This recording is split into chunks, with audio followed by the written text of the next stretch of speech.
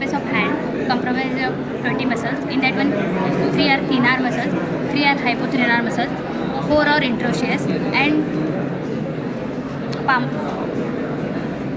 palmar interosseous, and 4 are dorsal interosseous, and 4 are lumbricals.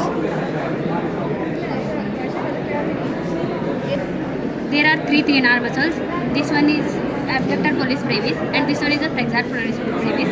When we uplift these two muscles, we are able to see the apposius pollicis. Go. It is very easy to remember origin, insertion, and nerve supply of muscle. All 3 muscles are origin from the crest of trapezium and flexor retinaculum, and they insert on the base of proximal phalangeal of thumb. And these 3 muscles are supplied by a medial nerve. Actions are very easy, as name suggests. Abductor pollicis brevis means it helps to the abduction of the thumb, and this one is a flexor pollicis brevis, means it helps in the flexion of the thumb, and next one is apposius pollicis brevis. It means it helps to oppose the other fingers. On the muscles of the medial side of the palm, superficially we can see the palmaris brevis, which we have removed now. The nerve supply to palmaris brevis is ulnar nerve. The origin of palmaris brevis is flexor retinaculum. The insertion is the skin of the palm of the medial side of the hand. The actions of the palmaris brevis is the wrinkle skin to improve the grip of the hand. So the hypothenar muscles we can see 3. This is the flexor digiti minimi, this is the abductor digiti minimi, and below this we can see the opponent's digiti minimi. Below this, the origin for the flexor digiti minimi is flexor retinaculum. The origin for abductor digiti minimi is the pisiform bone.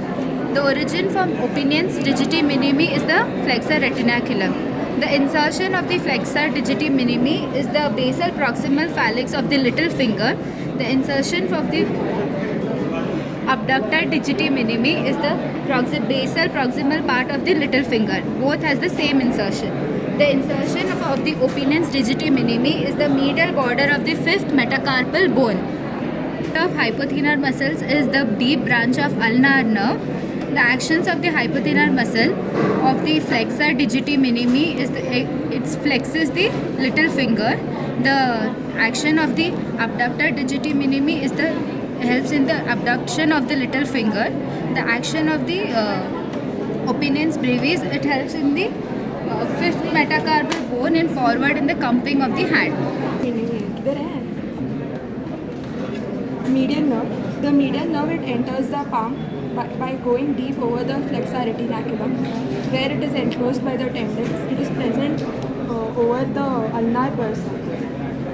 Below the retinaculum, the medial nerve, below the retinaculum, it divides into 2 branches. That is the lateral and it has 2 divisions, the lateral and the medial division. Now the lateral division, it gives out 3 digital branches. And these lateral divisions, they supply the 3 thenar muscles, which are nothing but the abductor pollicis brevis, the abductor pollicis brevis, flexor pollicis brevis, and the opponent's pollicis brevis. The lateral division gives 3 branches which supplies the thenar muscles. In that, the first 2 digital branches supply the 3 thenar muscles of the thumb. And one on the lateral side of the index finger. The digital branch which is supplying the lateral branch of the index finger, it also supplies the first lumbrical. Now the medial division. The medial division, it divides into 2 common digital branches at the second and the third. At the second and the third interdigital clefts, and it supplies the index, the middle, and the ring finger. Now the lateral division, it supplies the second lumbrical.